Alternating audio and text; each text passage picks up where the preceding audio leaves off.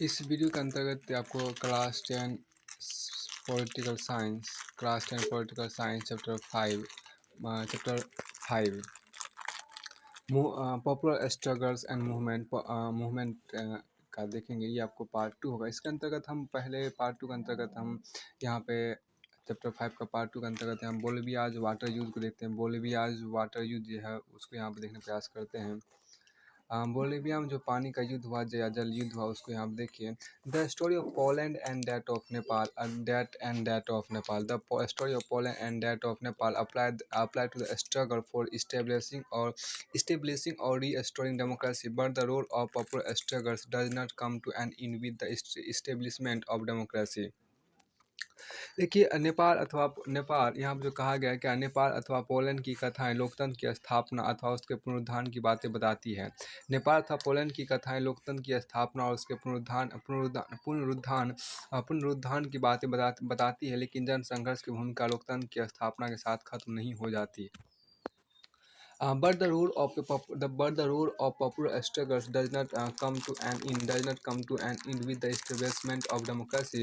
People's successful struggle against privatization of water in Bolivia reminds us that popular struggle are integral to the working of democracy। यहाँ पे कहा गया क्या, the story of Poland and that of Nepal apply to the struggle for establishing or restoring democracy, but the road of popular struggle does not come to an end with the establishment of democracy. People's successful struggle against privatization of water in Bolivia reminds us that popular struggles are integral to the working of democracy। अब यहाँ पर जो कहा गया कि देखिए, नेपाल अथवा Poland की कथाएं लोकतंत्र की स्थापना अथवा उसके पुनरुत्थान की बातें बताती है, लेकिन जन संघर्ष की भूमिका लोकतंत्र की स्थापना के साथ खत्म नहीं हो जाती। बोलिविया में लोगों ने पानी के निजीकरण के खिलाफ एक सफल संघर्ष रहा। इससे पता चलता है कि लोकतंत्र की जीवंतता से जन संघर्ष का अंदरूनी रिश्ता है। फिर आपको यहाँ पर आगे कहा गया, देखिए, माओवादी किसे कहते हैं। देखिए, चीनी क्रांति नेता माओ की विचारधारा को मानने वाले साम्यवादी माओवादी कहलाते हैं। माओवादी मजदूर और किसानों के शासन को स्थापित करने के लिए सशस्त्र क्रांति के जरिए सरकार को उखाड़ फेंकना चाहते हैं। तो फिर आपको आगे यहाँ पे आपको है, देखिए, आपके यहाँ क्या, Bolivia is a poor country in Latin America the world bank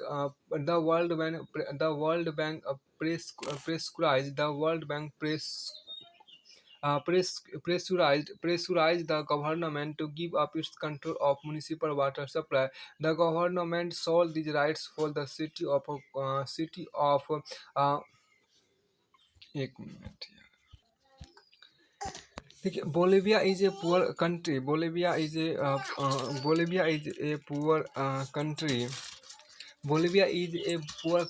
World Bank pressurized the government to give up its control of municipal water supply.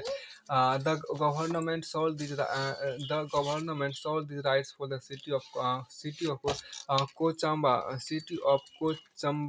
Cochabamba to a multinational company MNC. The company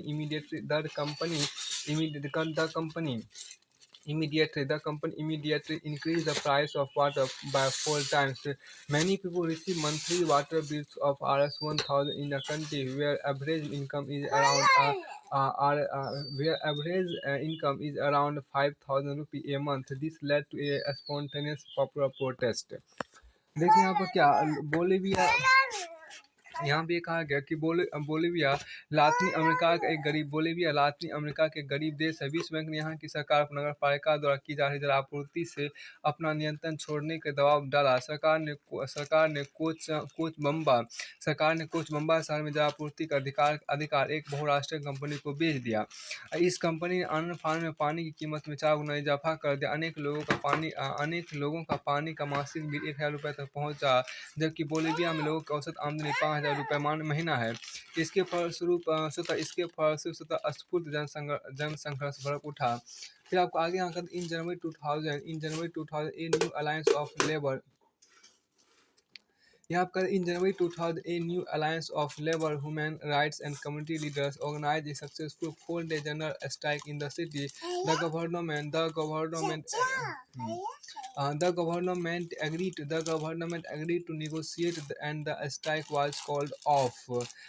Yet nothing happened. The police restored to brutal repression when the agitation was started again in February. Another strike followed in April, and the government imposed a martial law, but the power of the people forced the officers of MNCs to flee the city and made the government concede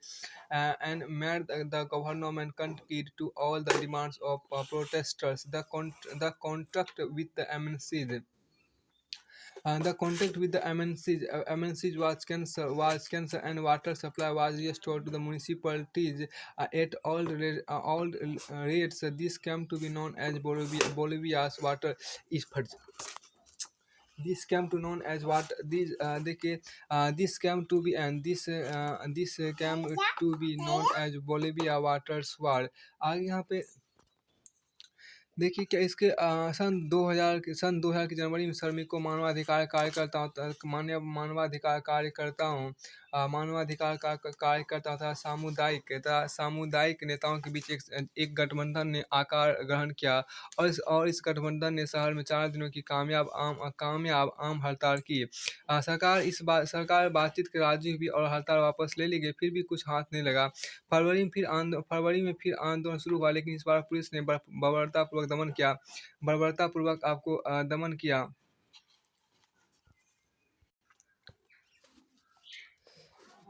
देखिए फरवरी में फिर आंदोलन शुरू हुआ, लेकिन इस बार police ने बर्बरतापूर्वक दमन किया। अप्रैल में एक और हड़ताल हुई, सरकार ने मार्शल लगा दिया, लेकिन जनता की ताकत के आगे बहुराष्ट्रीय कंपनी के अधिकारियों को शहर छोड़कर भागना पड़ा। सरकार को आंदोलनकारियों की सारी मांगें माननी पड़ी। बहुराष्ट्रीय कंपनी के साथ किया गया करार रद्द कर दिया गया और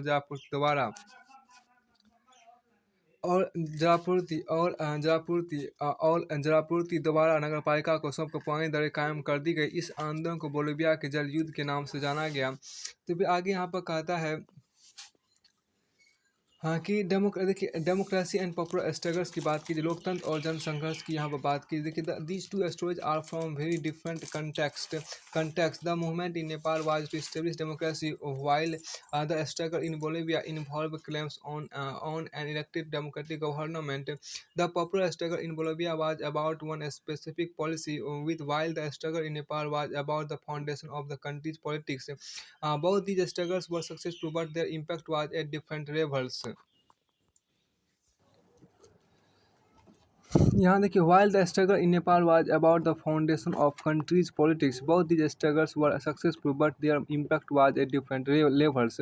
यहाँ देखिए इन दो कथाओं का संदर्भ बड़ा अलग अलग है। नेपाल में चले आंदोलन का लक्ष्य लोकतंत्र को स्थापित करना, जबकि बोलिविया के जनसंघर्ष एक निर्वाचित और लोकतांत्रिक सरकार को जनता की मांग मानने के बाद किया गया।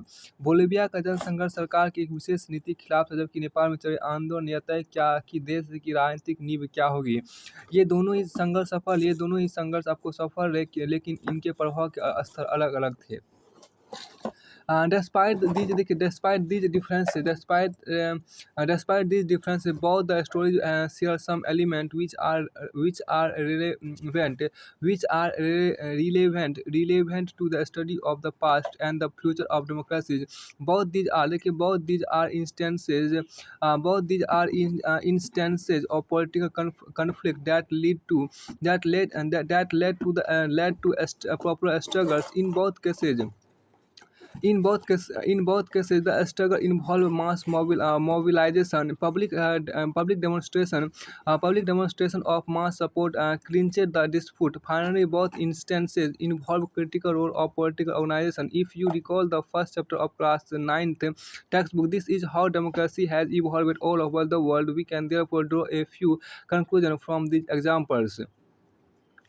देखिए इन अंतरों के बावजूद दोनों ही कथाओं में कुछ ऐसी बातें हैं जो लोकतंत्र के अतीत और भविष्य के लिए प्रासंगिक है। देखिए ये दो कथाएँ राजनीतिक संघर्ष के उदाहरण है। दोनों ही घटनाओं में जनता बड़े पैमाने पर लामबंद हुई अर्थात इकट्ठा हुई। जन समर्थन की सार्वजनिक अभिव्यक्ति ने विवाद को उसके परिणाम तक पहुँचाया। इसके साथ हम यह भी देखते हैं कि दोनों ही घटनाओं में राजनीतिक संगठनों की भूमिका निर्णायक रही। अगर आपको कक्षा 9 की पाठ्यपुस्तक के पहले अध्याय की याद हो तो आप पहचान जाएँगे कि पूरे विश्व में लोकतंत्र का विकास ऐसे ही हुआ। इस तरह हम इन 2 उदाहरणों से कुछ समान निष्कर्ष निकाल सकते हैं। यहाँ पे देखिए डेमोक्रेसी यहाँ पे जो कहा डेमोक्रेसी इवॉल्व्स देखिए democracy evolves through popular struggles it is possible that some significant decision may take place through consensus and may not involve and may not involve any conflict at all, but that would be an exception. Defining a movement of democracy usually involve conflict between those groups who have exercised power and those who aspire for a share in power. These moments come when the country is going through a transition to democracy, expansion of democracy or depending of democracy. यहाँ पे जो कहा लेकिन जन संघर्ष के जरिए विकास होता है। लेकिन लोकतंत्र देखिए लोकतंत्र का जन संघर्ष के जरिए विकास होता है। यह भी संभव है कि कुछ महत्वपूर्ण फैसले आम सहमति से हो जाए और ऐसे फैसलों के पीछे देखिए लोकतंत्र का जन संघर्ष के जरिए विकास होता है। यह भी संभव है कुछ महत्वपूर्ण फैसले आम सहमति से हो जाए और ऐसे फैसलों के पीछे किसी तरह का संघर्ष ना हो। फिर भी इसे अपवाद नहीं कहा जाएगा। लोकतंत्र की निर्णायक घड़ी अमूमन वही होती है जब सत्ताधारियों और सत्ता में हिस्सेदारी चाहने वालों के बीच संघर्ष होता है।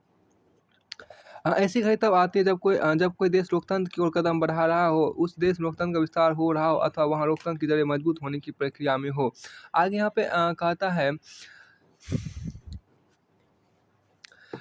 देखिए democratic conflict is resolved through mass mobilization. Sometimes it is possible that conflict is resolved by using the exciting institution like the parliament or the judiciary. But when there is a deep dispute, very often these institutions themselves get involved in the dispute. The resolution has to come from outside, from the people. लोकतांत्रिक संघर्ष का समाधान जनता की व्यापक लामबंदी के जरिए होता है। संभव है कभी कभी इस संघर्ष का समाधान मौजूदा संस्थाओं मसलन संसद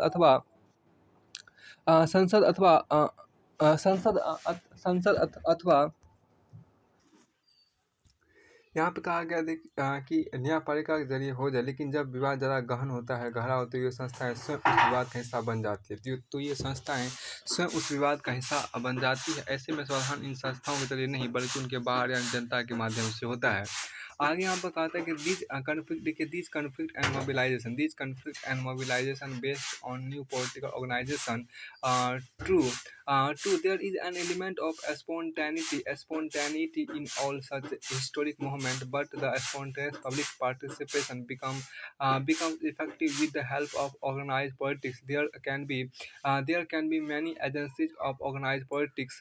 These include political parties, pressure groups, and movement groups.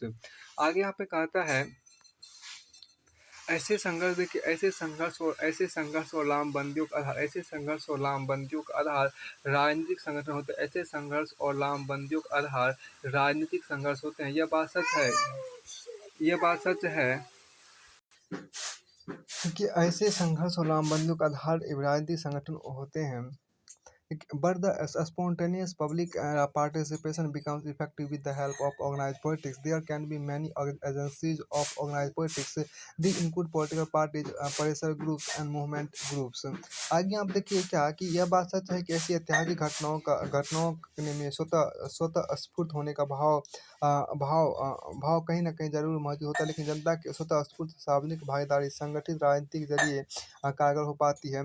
यह देखिए ऐसी ऐतिहासिक घटनाओं में स्वतः स्फूर्त होने का भाव भी कहीं न कहीं ज़रूर मौजूद होता है, लेकिन जनता की स्वतः स्फूर्त सार्वजनिक भागीदारी संगठित राजनीति के ज़रिए कारगर हो पाती है। संगठित राजनीति के कई माध्यम हो सकते हैं। ऐसे माध्यम राजनीतिक दल, दबाव समूह और आंदोलनकारी समूह शामिल है। अ, देखिए डज़ इट यहाँ पे जो कहा था कि does it mean that whichever side manage to mobilise a bigger crowd gets away with whatever it wants? Are we saying that might is right in a democracy? क्या इसका इसका मतलब यह हुआ कि जिस पक्ष ने ज़्यादा संख्या में लोग जुटा लिया वो अपना चाहा हुआ सब कुछ हासिल कर लेगा? क्या हम यह मान लें कि लोकतंत्र का मतलब जिसकी लाठी उसकी भैंस होती है? आगे यहाँ पे कहा गया, देखिए एक यहाँ पर आर यू सजेस्ट दैट, यहाँ पे कहा गया कि आर यू डाउन विद, देखिए are you suggesting that strike, dharna, bandh and demonstration are good for democracy? क्या आप बता सकते हैं यहाँ पे जो कहा गया, क्या आप ये बताना चाहते हैं कि हड़ताल, धरना, प्रदर्शन और बंद जैसी चीज़ें लोकतंत्र के लिए अच्छी है, लोकतंत्र के लिए अच्छी है? तो फिर आपको आगे यहाँ पे कहता है, देखिए इन यहाँ पे आपको है,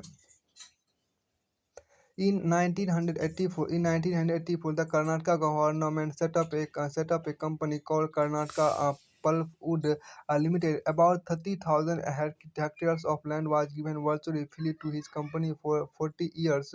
Much of this land was used by local farmers as grazing land for their cattle. However, the company began to plant. However, the company began to In 1984, the Karnataka government set up a company called Karnataka Pulp Limited. About 30,000 hectares of land was given virtually free to this company for 40 years. Much of this land was used by local farmers as grazing land for their cattle. Most of this land was used by local farmers as grazing land for their cattle. However, the company began to plant equal eucalyptus, eucalyptus trees on this land, which could be used for making Paper pulp in 1987, a movement called Kitiko, Hachiko, meaning pluck and plant. Started a non-violent protest where people plucked the eucalyptus plant and planted saplings of trees that were useful to the people. Suppose you belong to any of the following groups. So what arguments would you put forward to defend your side? A local farmer, an environmental activist, a government officer working in this company, or just a consumer of paper? देखिए सन 1984 में कर्नाटक सरकार ने Karnataka pulpwood limited नाम से एक company बनाई। इस company को यहाँ पे देखिए, इस कंपनी को लगभग 30,000 हेक्टेयर ज़मीन 40 वर्षों के लिए एक तरह से मुफ्त में दे दी गई। इनमें से अधिकांश ज़मीन का इस्तेमाल किसान अपने पशुओं के लिए चारागाह के रूप में करते थे। कंपनी ने ज़मीन पर यूकेलिप्टस के पेड़ लगाने शुरू किए। इन पेड़ों का इस्तेमाल कागज़ बनाने की लुगदी तैयार करने के लिए किया जाना था। सन 1987 में कितिको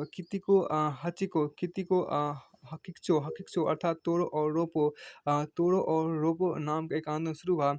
इसमें अहिंसक प्रतिरोध का रास्ता अख्तियार किया गया। लोगों ने यूकेलिप्टस के पेड़ तोड़े और इनकी जगह वैसे पेड़ के बीजें लगाए जो जनता के फायदेमंद थी।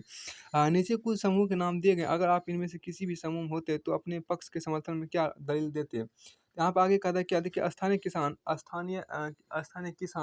पर्यावरणवादी कार्यकर्ता, उपयुक्त कंपनी में काम करने वाला अधिकारी अथवा कागज के उपभोक्ता।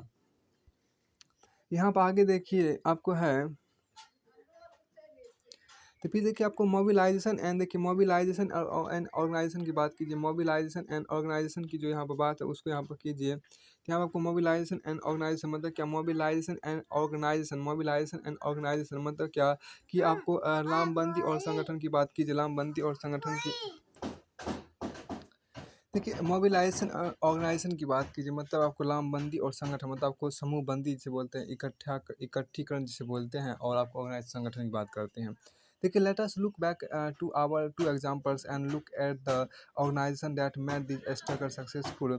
We noted that the call for indefinite strike was given by the SPA, or the Seven Party Alliance in Nepal. This alliance included some big parties that had some members of parliament, but the SPA was not the only organization behind this mass upsurge. The protest was joined by Nepalese Communist Party, Maoist, which did not believe in parliamentary democracy. This party was involved. This party was involved in an armed struggle against the Nepali government and had established its control over large parts of Nepal. आगे यहाँ पे कहा गया, आइए हम ऊपर के दोनों उदाहरणों की तरफ लौटे और उन संगठनों की बात करें जिनके बूते ये संघर्ष सफल हुए। देखिए, हमने देखा कि नेपाल में अनियतकालीन हड़ताल का आह्वान 7 दलों के गठबंधन यानी एसपीए ने किया। इस गठबंधन में ऐसे सात बड़े दल शामिल हुए जिनके कुछ न कुछ सदस्य संसद में थे, लेकिन इस जन संघर्ष के पीछे सिर्फ एसपीए ही नहीं था। इस संघर्ष में नेपाली कम्युनिस्ट पार्टी माओवादी ने भी भाग लिया, जिसे संसदीय लोकतंत्र पर विश्वास नहीं है।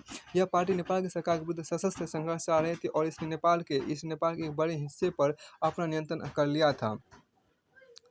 तो फिर आपको आगे का द स्ट्रगल इन्वॉल्व, देखिए, the struggle involve many organisation other than political parties, all the major labor unions and their federation joined this movement. Many other organizations like the organization of the indigenous people, teachers, lawyers and human right groups extended support to the government. आगे यहाँ पे कहता है क्या, देखिए, नेपाल के जनसंघर्ष, यहाँ पर जो कहा गया नेपाल के जनसंघर्ष में आपको राजनीतिक दलों के अलावा अनेक संगठन शामिल थे। सभी बड़े मजदूर संगठन और उनके परिसंघों ने इस आंदोलन में भाग लिया। अन्य अनेक संगठनों, मसलन मूलवासी लोगों के संगठन तथा शिक्षक, वकील और मानवाधिकार कार्यकर्ताओं के समूह ने इस आंदोलन को अपना समर्थन दिया। फिर आपको आगे यहाँ पे है, हाँ, देखिए, आपको आगे आगे यहाँ पर कहा गया कि देखिए, क्या कि I don't like this word mobilisation make it feel as if people are like sheep. तो यहाँ पे जो कहा गया उसको थोड़ा सा समझिए कि मैं इस वर्ड जो आपको मोबिलाइजेशन है, मुझे ये मुझे लामबंदी का जो अर्थात शब्द पसंद नहीं आता। ऐसा जान पड़ता है कि मानो आदमी ना हुए आलू के बोरे हो गए।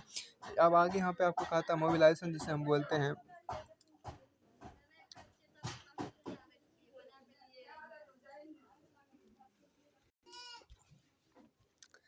यानी कि the protest against water privatization in Bolivia was not led by any political party. It was led by an organizer called FIDECAR. देखिए, FIDECAR. This organization comprised local professionals, including engineers and environmentalists. They were supported by Federation of Farmers, who relied on irrigation, the Confederation of Factory Workers Unions, middle class students from the UN, from the University of Cochabamba, and the city's growing population of homeless street children. यहाँ पर देखिए क्या कि पानी के निजीकरण के खिलाफ बोलिविया में जो आंदोलन चला उसकी अगुवाई किसी राजनीतिक दल ने नहीं की। इस आंदोलन का नेतृत्व आपको फेडेकोर, देखिए यहाँ पर क्या फेडेकोर नामक संगठन ने किया। इस संगठन में आपको इंजीनियर और पर्यावरणवादी समेत स्थानीय कामकाजी लोग शामिल थे। इस संगठन को सिंचाई पर निर्भर किसानों की एक संघ, कारखाना मजदूर के संगठन के परिसंघ, कोचंबा विश्वविद्यालय के छात्र तथा शहर में बढ़ती बेघर बाल बच्चों की आबादी का समर्थन मिला। इस आंदोलन को सोशलिस्ट पार्टी ने भी समर्थन दिया। सन 2006 में बोलिविया में सोशलिस्ट पार्टी को सत्ता हासिल हुई। फिर आगे यहाँ पर कहा गया, द प्रोटेस्ट अगेंस्ट, देखिए, from these two examples From both these examples, we can see that देखिए we can see that in a democracy several different kinds of organization work behind any big struggles. देखिए इन दो उदाहरणों से हम जान सकते हैं कि एक लोकतांत्रिक व्यवस्था में किसी संघर्ष के पीछे बहुत से संगठन होते हैं। These organization play देखिए these organization play their role in two ways. One obvious way of influencing the decision in a democracy in a democracy is direct participation in competitive politics. This is done by creating parties, contesting election, and forming government. But every citizen does not participate so directly. They may not have the desire, they need all the skills to take part in direct political activity or other than voting. यहाँ देखिए ये जो कहा था कि संगठन दो तरह से अपनी भूमिका निभाते हैं। लोकतंत्र में किसी फैसले पर असर डालने का एक जाना पहचाना तरीका राजनीति में प्रत्यक्ष भागीदारी करने का होता है। इसके लिए पार्टी बनाई जाती है, चुनाव लड़ा जाता है और सरकार बनाई जाती है, लेकिन हर नागरिक इतने प्रत्यक्ष ढंग से भागीदारी अ अ, नहीं करता। संभव नारी की इच्छा संभव है नारी की इच्छा ना हो अथवा प्रत्यक्ष राजनीतिक गतिविधियों में से हिस्सेदारी को उसे ज़रूरत ना महसूस होती हो। संभव उसके पास इसके लिए ज़रूरी कौशल का अभाव हो और वह ऐसे में सिर्फ मतदान करके प्रत्यक्ष राजनीति में अपनी हिस्सेदारी करता हो। अब आगे यहाँ पे कहता है क्या there are many indirect ways. देखो there are many indirect ways the need of the skill to take part in direct political activity other than voting. यहाँ देखिए there are many indirect ways in which people can get government to listen to their demands और their points of view. They could do so by forming an organisation and undertaking activities to promote their interest to और there viewpoint. These are called interest groups or pressure groups. Sometimes people decide to act together without forming organization. देखिए अनेक अप्रत्यक्ष तरीके हैं जिनके सहारे लोग अक्सर सरकार से अपनी मांग अथवा नज़रिए का इजहार कर सकते हैं। लोग इसके लिए संगठन बनाकर अपने हितों अथवा नज़रियों का बढ़ावा देने वाली गतिविधियां कर सकते हैं। इसे हित समूह अथवा दबाव समूह कहते हैं। कभी कभी लोग बगैर संगठन बनाए अपनी मांगों के लिए एकजुट होने का फैसला करते हैं। ऐसे समूहों को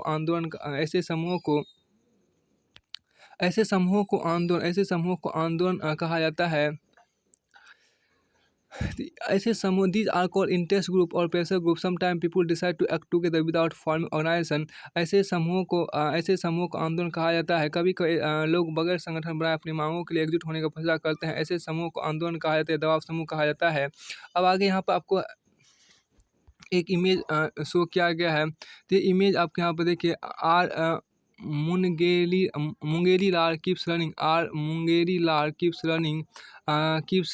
यहाँ पर देखिए और मुंगेरी लाल के सपने जारी रहते हैं और मुंगेरी लाल के सपने जारी रहते हैं। गरीबी हटाओ, यहाँ पर देखिए जो आपको है क्या गरीबी हटाओ और फील गुड देखो फील गुड हुआ और गरीबी हटाओ यहाँ पर कहा गया। फिर आपको आगे यहाँ पर देखिए क्या government initiate schemes and program to alleviate the suffering of the poor and meet their basic needs, but poverty remains in the country. What could be reasons for such a situation? यहाँ पर देखिए जो खास बात आपको कही गई यहाँ पे ये आपको हो गया कि government initiate schemes and programs to alleviate the suffering of the poor and meet their basic needs, but poverty remain in the country. What could be a reason for such a situation? आगे यहाँ पे आपको है can you identify the pressure groups?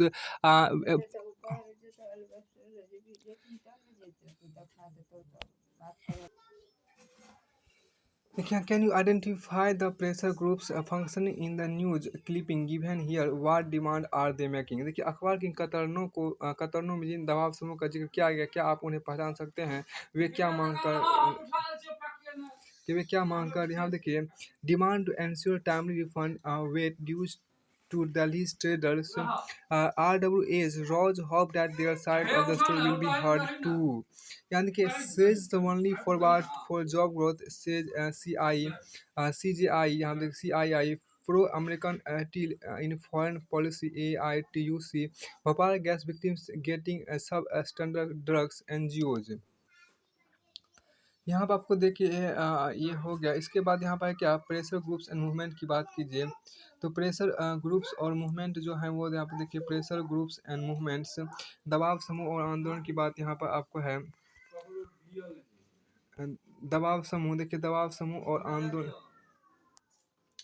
देखिए दबाव समूह और आंदोलन देखिए यहाँ बतौर संगठन दबाव समूह सरकार की नीतियों को प्रभावित करने की कोशिश करते हैं करते हैं लेकिन राजनीतिक पार्टियों के समान दबाव समूह का लक्ष्य सत्ता पर प्रत्यक्ष नियंत्रण करना अथवा उसमें हिस्सेदारी करने का नहीं होता। दबाव समूह का निर्माण तब होता है जब समान पेशे हित आकांक्षा अथवा मत के लोग एक समान उद्देश्य को प्राप्त करने के एकजुट होते हैं। Pressure groups यहाँ देखिए pressure groups are organizations that attempt to influence government policies but unlike political parties hello देखिए यहाँ पर pressure groups are organisations that attempts to influence government policies but unlike political parties pressure groups don't aim to directly control और share political power. These organizations are formed when people with common occupation, interest, aspiration or opinions come together in order to achieve a common objectives। लेकिन राजनीतिक पार्टियों के समान दबाव समूह का लक्ष्य सत्ता पर प्रत्यक्ष नियंत्रण करना अथवा उसमें हिस्सेदारी करने का नहीं होता। दबाव समूह का निर्माण तब होता है जब समान पेशे हित आकांक्षा अथवा मत के लोग एक समान उद्देश्य को प्राप्त करने के लिए एकजुट होते हैं। फिर आपको आगे यहाँ पर कहता है कि in the course of the discussion above we came across entities that are not quite an organization. The struggle in Nepal was called a movement for democracy. We often hear the word people's movement to describe many forms of collective nation. Narmada Bachao Andolan movement for right to information, anti-liquor movement, women's movement, environmental movement. Like an interest group, a movement also attempts to influence politics rather than directly take part in electoral competition. But unlike the interest group, movement have a loose organization. Their decision making is more informal and flexible. They depend much more on spontaneous mass participation than an interest group। यहाँ पर जो कहा है देखिए ऊपर की चर्चा हमारे सामने कुछ ऐसी बातों से हुआ जिन्हें हम संगठन नहीं कर सकते। नेपाल में जन संघर्ष को लोकतंत्र के दूसरा आंदोलन कहा गया था। हम अक्सर कई तरह की सामूहिक कार्रवाइयों के लिए जन आंदोलन जैसा शब्द व्यवहार होता सुनते हैं, जैसे नर्मदा बचाओ आंदोलन, सूचना का अधिकार का आंदोलन, शराब विरोधी आंदोलन, महिला आंदोलन तथा पर्यावरण आंदोलन।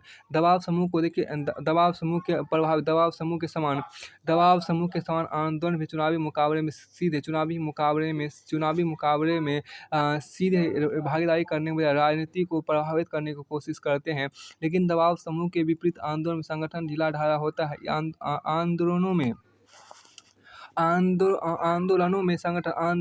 संगठन ढीला ढाला होता है। आंदोलनों में फैसले अनौपचारिक ढंग से लिए जाते हैं और ये फैसले लचीले भी होते हैं। आंदोलन जनता की स्वतः स्फूर्त भागीदारी पर निर्भर होते हैं, न कि दबाव समूह पर।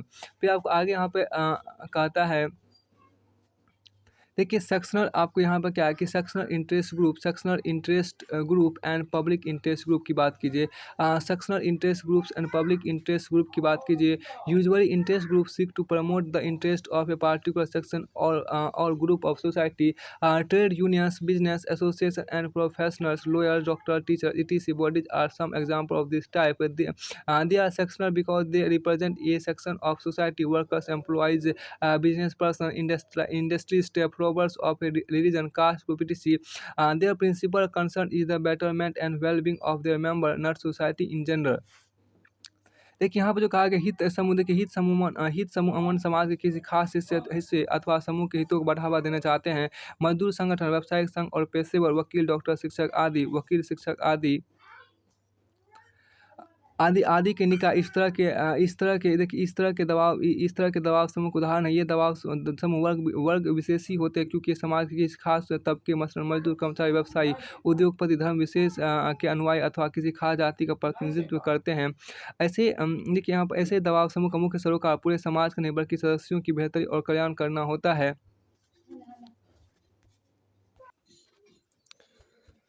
So sectional interest groups and public interest groups, sectional interest groups and public interest groups, हाँ जाओ।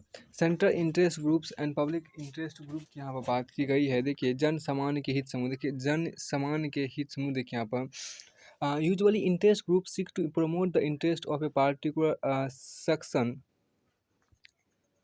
particular section or group of society, trade unions, business association, and professional lawyers, doctors, teachers, etc.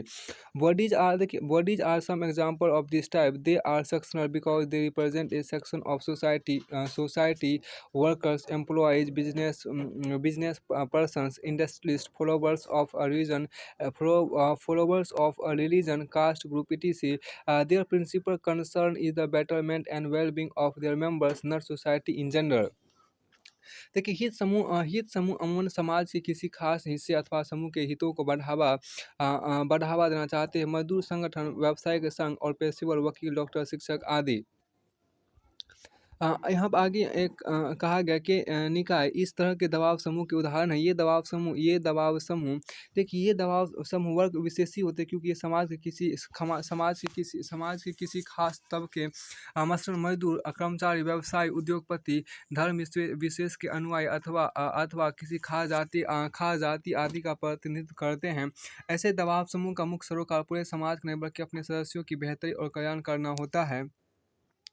आगे हम देखिए sometimes these organisation are not about representing sometimes these organizations are not about sometimes these organizations are not about representing the interest of one section of society. They represent some common or general interest that needs to be defended. The members of the organization may not benefit from the cause that the organization represents. The Bolivian organization FEDECOL is an example of that kind of an organization. In the context of Nepal, we noted the participation of human rights organizations. We read about these organizations in class 9th. In class ninth कुछ संगठन समाज के किसी एक तबके के हितों का प्रतिनिधित्व नहीं करते हैं। ये संगठन सर्व समान हितों की नुमाइंदगी करते हैं जिनकी रक्षा जरूरी होती है। संभव ऐसा संगठन जिस उद्देश्य को पाना चाहता हो उससे इसके सदस्यों को कोई लाभ ना हो। बोलिविया का फेडेकोल नाम का संगठन ऐसे ही संगठन उदाहरण है। नेपाल के मामले में हमने देखा कि वहाँ मानवाधिकार के संगठनों ने भी भागीदारी की थी। हमने ऐसे संगठनों के बारे में कक्षा 9 की किताब में पढ़ा था। देखिए the second type of groups called promotional groups और public interest group they promote collective rather than selective goods. They aim to help groups or other than these second types of groups are called promotional groups or public interest group. They promote collective rather than selective good. They aim to help groups they aim to help groups other than their own members. For example, a group fighting against bonded labor fight not for itself but for those who are suffering under such bondage. In some instances, the members of a public interest group may undertake activity that benefit them as well as others too. For example, BAMCEF, Backward and Minority Communities Employees Federation. BAMCEF, Backward and Minority Communities Employees Federation, is an organization largely made up of government employees that campaign against caste discrimination. इस दूसरे किस्म के संगठनों को जन समान के हित समूह अथवा लोक कल्याणकारी समूह कहते हैं। ऐसे संगठन किसी खास हित या सामूहिक हित का प्रतिनिधित्व करते हैं। इनका लक्ष्य अपने सदस्यों की नहीं बल्कि किन्हीं और की मदद करना होता है। मिसाल के लिए हम बंधुआ मजदूरी के खिलाफ लड़ने वाले समूहों का नाम ले सकते हैं। ऐसे समूह अपनी भलाई के लिए नहीं बल्कि बंधुआ मजदूरी के बोझ तले पीस रहे लोगों के लिए लड़ते हैं। कुछ मामलों में संभव है कि जन सामान्य के हितों का प्रतिनिधित्व करने वाले समूह ऐसे उद्देश्य को साधने के लिए आगे आए जिससे बाकियों के साथ साथ उन्हें भी फायदा होता है। उदाहरण के बाम से backward and minority communities employees federation BAMCEF का नाम लिया जा सकता है। यह मुख्यतः सरकारी कर्मचारियों का संगठन है जो जातिगत भेदभाव के खिलाफ अभियान चलाता है। यह संगठन जातिगत भेदभाव के शिकार अपने सदस्यों की समस्याओं को देखता है, लेकिन इसका मुख्य सरोकार सामाजिक न्याय और पूरे समाज पे सामाजिक समानता को हासिल करना है। It addresses the problems of its members who suffer discrimination, but its principal concern is with social justice and social equality for the entire society. आगे यहाँ देखिए मूवमेंट्स ग्रुप की बात की जिसको हम लोग आंदोलनकारी समूह बोलते हैं। मूवमेंट्स ग्रुप या आंदोलनकारी समूह जिसको हम लोग बोलते हैं।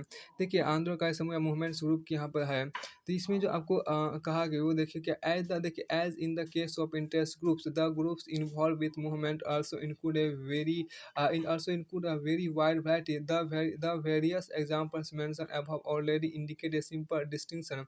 Most of the movement are issue specific movement that seek to achieve a single objective within a limited time frame.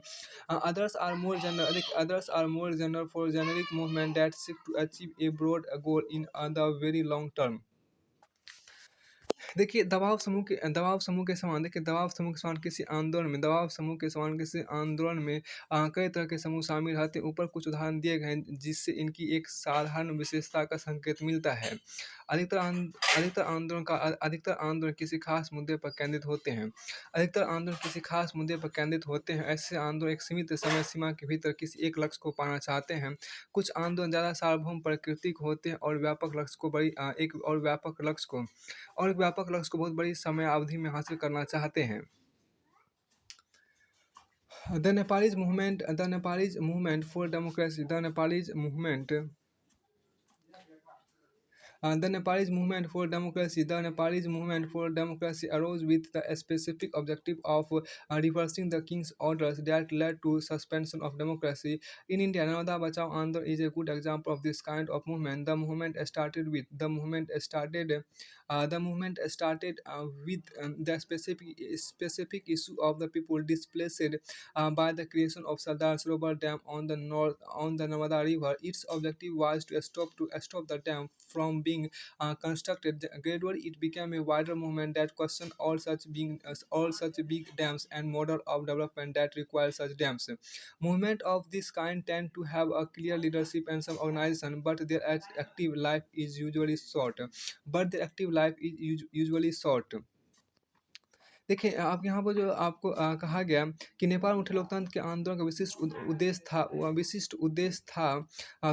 आपको उद्देश्य था राजा को अपने आदेशों को वापस लेने के लिए बात करना। इन आदेशों के द्वारा राजा ने लोकतंत्र को समाप्त कर दिया था।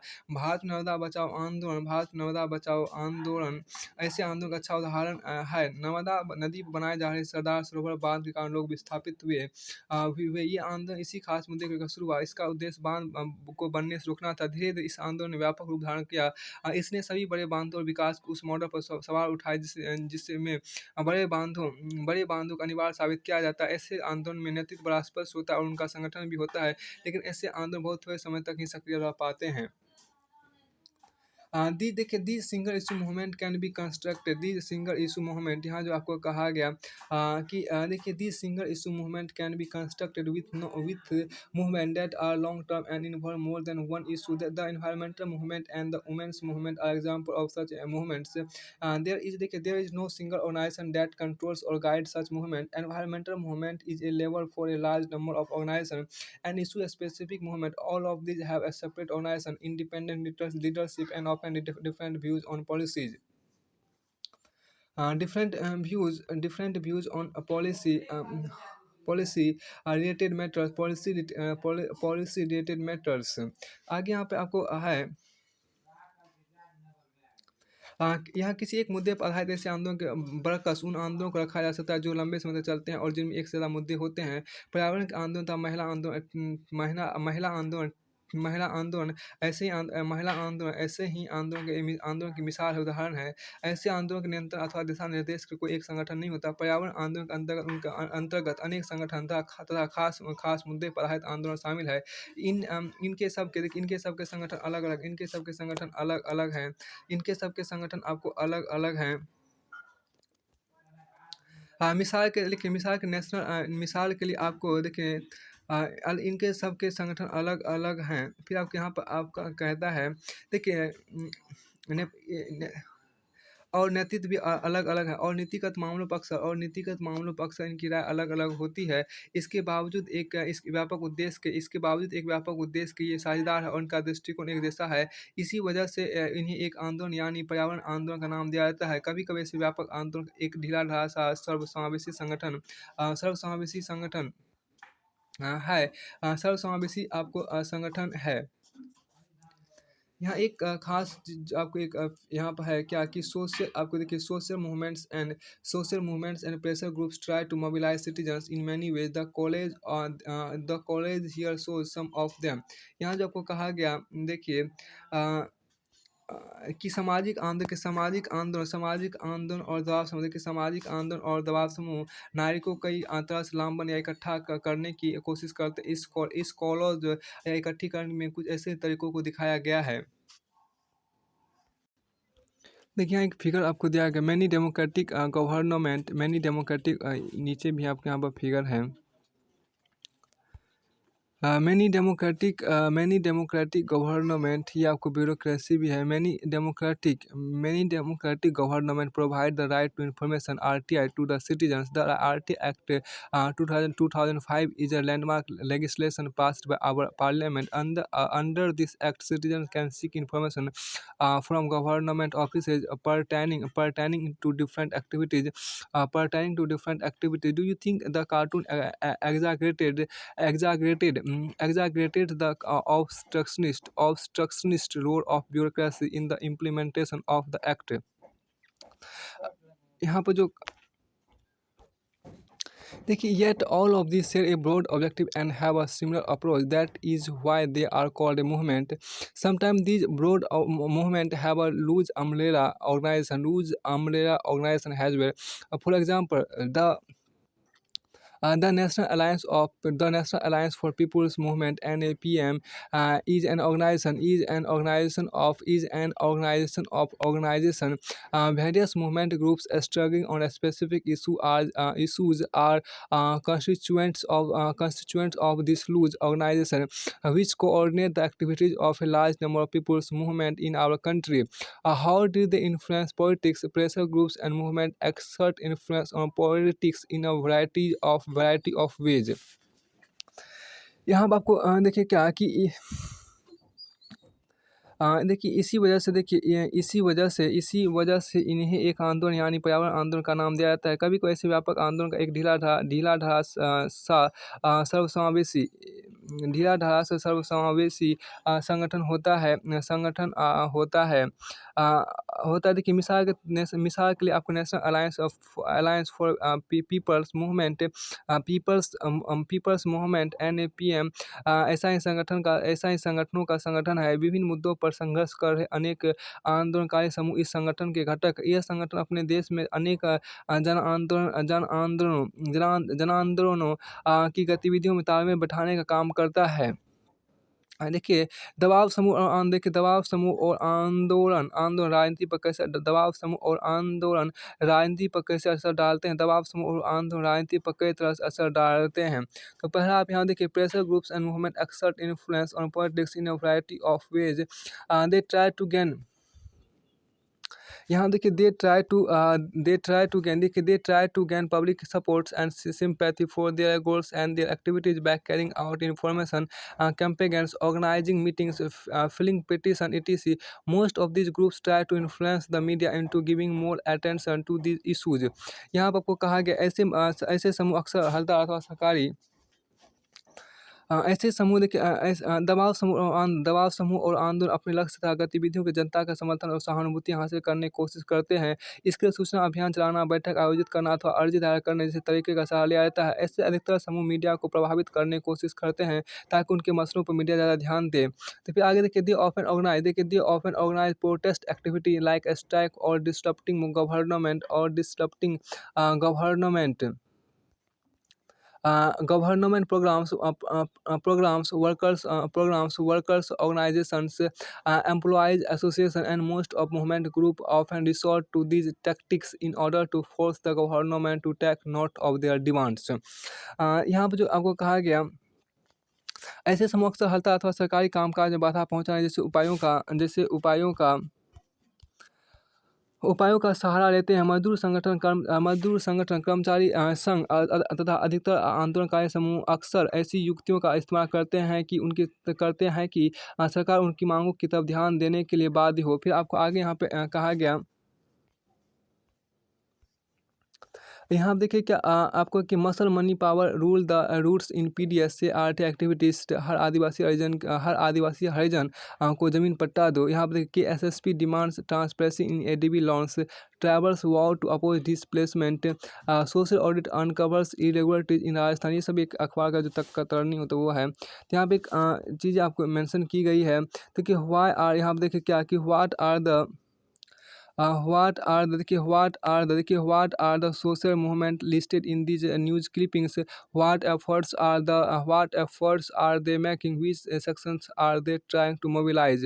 यहाँ कहा देखिए समाचार के इन कर्तनों में किन सामाजिक आंदोलनों का जिक्र है। ये आंदोलन क्या प्रयास कर रहे हैं और समाज के किस तबकों को लामबंद करने की कोशिश में जुटे हैं। तो फिर आपको आगे यहाँ पे कहा गया आगे यहाँ पे आपको मेंशन किया गया है कि व्यवसाय समूह देखिए आपको बिजनेस ग्रुप्स ऑफेंस देखिए business groups often employ professional lobbyist और sponsor expensive advertisement. Some persons from pressure groups और मूवमेंट ग्रुप्स में participate in official bodies and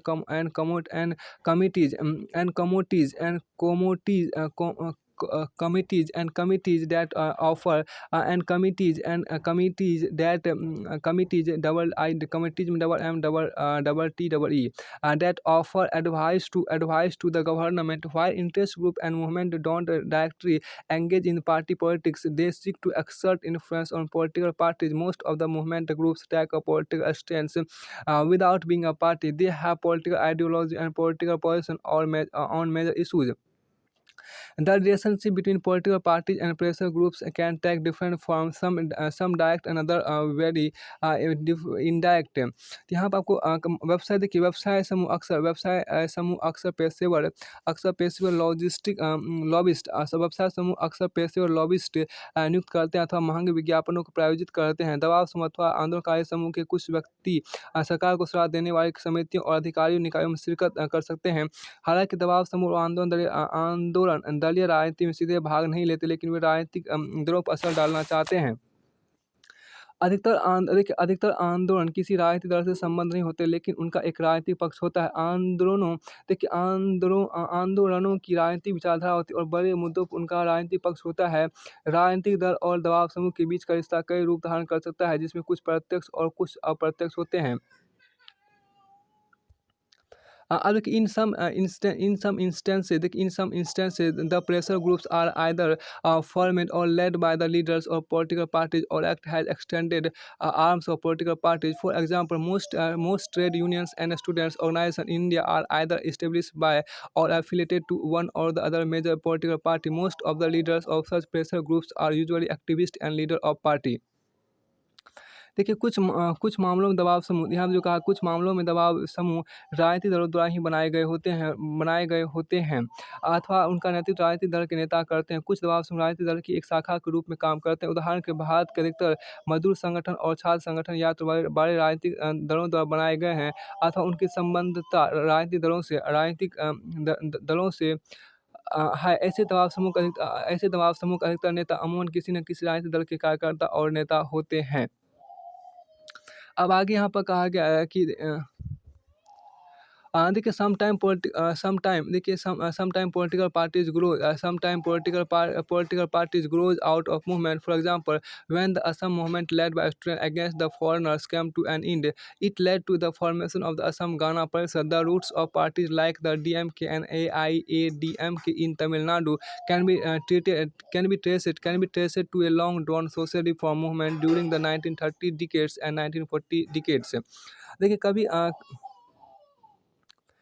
कभी-कभी आंदोलन राजनीतिक दल का रूप अख्तियार कर लेते हैं। उदाहरण के विदेशी लोगों के विरुद्ध छात्रों ने असम आंदोलन चलाया और जब इस आंदोलन की समाप्ति हुई तो इस आंदोलन ने असम गण परिषद का रूप ले लिया। सन 1930 और 1940 के दशक में तमिलनाडु में समाज सुधार आंदोलन चले थे। डीएमके और एआईएडीएमके जैसे पार्टियों की जड़ इन समाज सुधार आंदोलन में ढूंढी जा सकती है।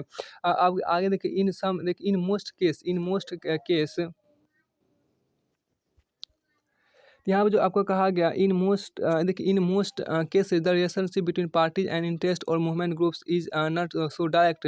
दे often take position that are oppose to each other, yet they are in dialogue and negotiation. Movement groups have raised new issues that have been taken up by political parties. Most of the new leadership of political parties comes from interest or movement groups. हाँ, अधिकांशतः दबाव समूह और आंदोलन का राजनीतिक दलों से प्रत्यक्ष संबंध नहीं होता। दोनों परस्पर विरोधी पक्ष रहते हैं, फिर भी इनके बीच संवाद कायम रहता है और सुलह की बातचीत चलती रहती है। आंदोलनकारी समूह ने नए-नए मुद्दे उठाए और राजनीतिक दलों ने इन मुद्दों को आगे बढ़ाया है। राजनीतिक दलों के अधिकतर नए नेता दबाव समूह अथवा आंदोलनकारी समूह से आते हैं। अधिकांशतः दबाव समूह और आंदोलन राजनीतिक दलों से प्रत्यक्ष संबंध नहीं होता है। दोनों परस्पर विरोधी पक्ष लेते हैं, फिर भी इनके बीच संवाद कायम रहता है और सुलह की बातचीत चलती रहती है। आंदोलनकारी समूह ने नए-नए मुद्दे उठाए और राजनीतिक दलों ने इन मुद्दों को आगे बढ़ाया है। देखिए, राजनीतिक दलों के अधिकतर नए नेता दबाव समूह अथवा आंदोलनकारी समूह से आते हैं। अब आगे यहाँ देखिए, इज देयर इन्फ्लुएंस हेल्दी। देखिए, क्या इज देयर इन्फ्लुएंस हेल्दी, क्या दबाव समूह और आंदोलन के प्रभाव सकारात्मक होते हैं? अब यहाँ देखिए, it may initially appear that it is not healthy for groups that promote interest of one section or to have influence in democracy. A democracy must look after the interest of all, not just one section. Also, it may seem that these groups wield power without responsibility. Political parties have to face the people in election, but these groups are not accountable to the people. Pressure groups and movement may not get their funds and supports from the supports from the people. Sometimes pressure groups sometime pressure group with pressure sometimes pressure groups with a small public support but lots of money can hijack public discussion in favor of their narrow agenda. यहाँ आप देखिए क्या दबाव समूह और आंदोलन के प्रभाव सकारात्मक होते हैं। शुरुआती तौर पर लग सकता है कि किसी एक ही तबके के हितों की नुमाइंदगी करने के बाद दबाव समूह लोकतंत्र के हितकर नहीं है। लोकतंत्र में किसी एक तबके के नहीं बल्कि सबके हितों की रक्षा होनी चाहिए, सबके हितों की रक्षा होनी चाहिए। यह भी लग सकता है कि ऐसे समूह सत्ता का इस्तेमाल तो करना चाहते हैं लेकिन ज़िम्मेदारी से बचना चाहते हैं। राजनीतिक दलों को चुनाव के समय जनता का सामना करना पड़ता है, लेकिन ये समूह जनता के प्रति जवाबदेह नहीं होते हैं। संभव है कि सब दबाव समूह और आंदोलन को जनता से समर्थन अथवा धन ना मिले। कभी-कभी ऐसा भी हो सकता है कि दबाव समूह को बहुत कम लोगों का समर्थन प्राप्त हो, लेकिन उनके पास धन ज़्यादा हो और इसके बूते अपने संकुचित एजेंडे पर वे सार्वजनिक बहस का रुख मोड़ने में सफल हो जाएँ। यहाँ कुछ इमेज आपको दी गई, उसको यहाँ पर पहले देख लीजिए। ये कुछ इमेज आपके यहाँ पर शो किया गया है। फॉलो द न्यूज़ ऑन देखिए follow the news on any news TV channel.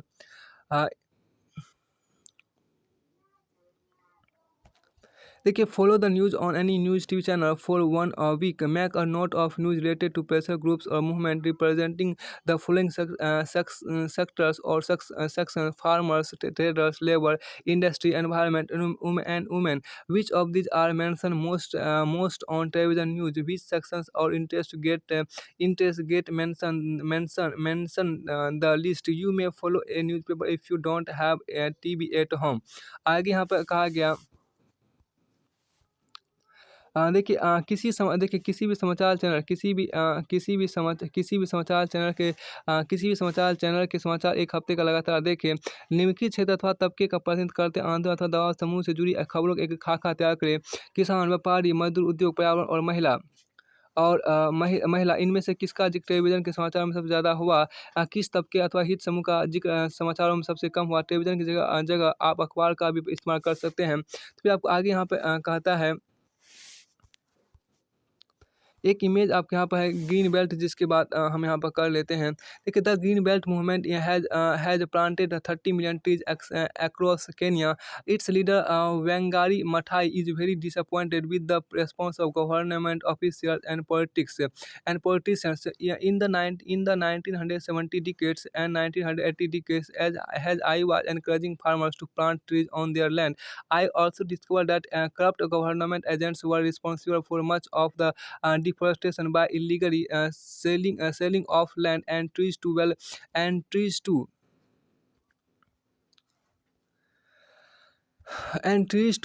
connected developers. In the early 1990 decade, the livelihood, the right, and even the lives of many Kenyans in the Rift Valley were lost when elements of President Daniel Arap Moi's government encouraged ethnic communities to attack one another over land. Supporters of ruling party got the land, while those in the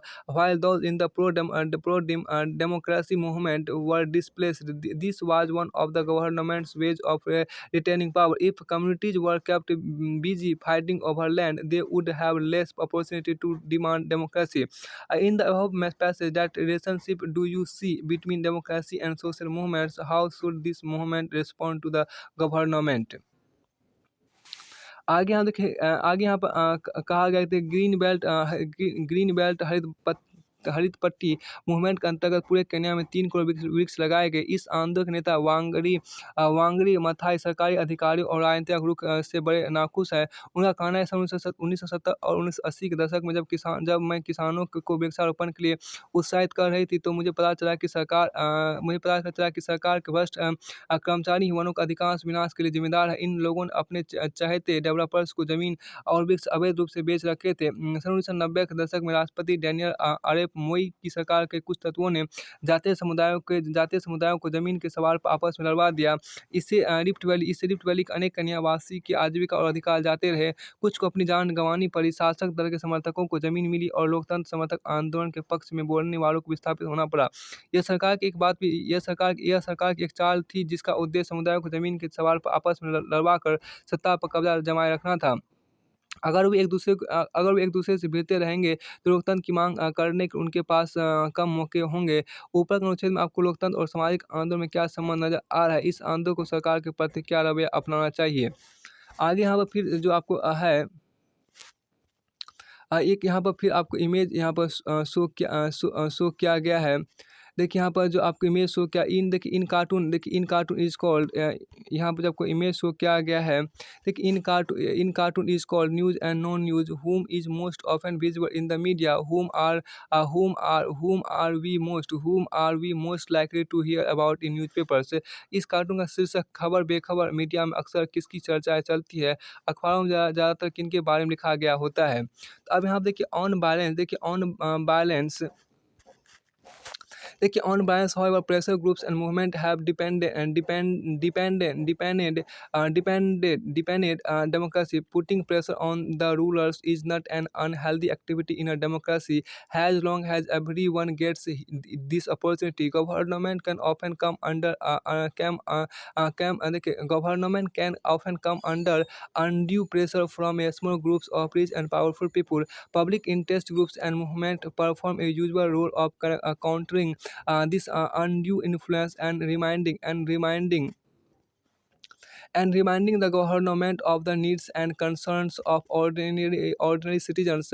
Even the sectional interest groups play a valuable role. Where different groups function actively, no one single group can achieve dominance over society. If one group brings pressure on government to make policies in its favor, another will bring counter pressure not to make policies in the way the first group desired. अब the government gets to the government gets to he- gets the government gets to hear about what different section of the population want. This leads to a rough balance of power and accommodation of conflicting interest. आगे यहाँ पे आपको देखिए कहा गया कि देखिए दलों के चुनाव के समय जनता का सामना करना पड़ता है। दलों को चुनाव के समय जनता का सामना करना पड़ता है, लेकिन ये समूह जनता के प्रति जवाबदेह नहीं होते हैं। संभव है कि दबाव समूह और आंदोलन को जनता से समर्थन अथवा धन ना मिले। कभी कभी ऐसा भी हो सकता है कि दबाव समूह को बहुत कम लोगों का समर्थन प्राप्त हो, लेकिन उनके पास धन ज़्यादा हो और इनके बूते अपने संकुचित एजेंडे पर सार्वजनिक बहस का रुख मोड़ने में सफल हो जाए। लेकिन थोड़ा संतुलित नजरिया अपनाए तो स्पष्ट हुआ कि दबाव समूह और आंदोलन का लोकतंत्र की जड़ें मजबूत हुई है। लोकतंत्र की जड़ें आपको मजबूत हुई। शासकों के ऊपर दबाव डालना लोकतंत्र में कोई अहितकर गतिविधि नहीं, बशर्ते इसका अवसर सबको प्राप्त हो। सरकारें अक्सर थोड़े से धनी और ताकतवर लोगों के अनुचित दबाव में आ जाती है। जनसाधारण की बहुत अच्छी बात, सरकार अक्सर अक्सर थोड़े से धनी और ताकतवर लोगों के अनुचित दबाव में आ जाती है। जनसाधारण के हित समूह अथवा आंदोलन इस अनुचित दबाव के प्रतिकार उपयोगी भूमिका निभाते हैं और आम नागरिक की जरूरतों तथा आम नागरिकों की जरूरतों तथा सरोकारों से सरकार को अवगत कराते हैं। अब देखिए वर्ग विरोधी हित समूह भी महत्वपूर्ण भूमिका निभाते हैं। जब विभिन्न समूह सक्रिय हो तो कोई एक समूह समाज के ऊपर प्रभुत्व कायम नहीं कर सकता। यदि कोई एक समूह सरकार के ऊपर अपने हित में नीति बनाने का दबाव डालता है तो दूसरा समूह उसके प्रतिकार में दबाव डालेगा कि नीतियाँ उस तरह से ना बनाई जाए। सरकार को भी ऐसे में पता चलता रहता है कि समाज के विभिन्न तबके क्या चाहते हैं। इससे परस्पर विरोधी हितों के बीच सामंजस्य बैठाना और शक्ति संतुलन करना संभव होता है। अब यहाँ पे कुछ प्रश्न उत्तर आपको दिए गए हैं जो मेंशन आपके यहाँ पर है। यहाँ पे देखिए प्रश्नावली भी आपको कुछ मेंशन दिया गया था, यानी कि ये सब तो आपको पूरी तरह से फिनिश होते हैं यहीं पर।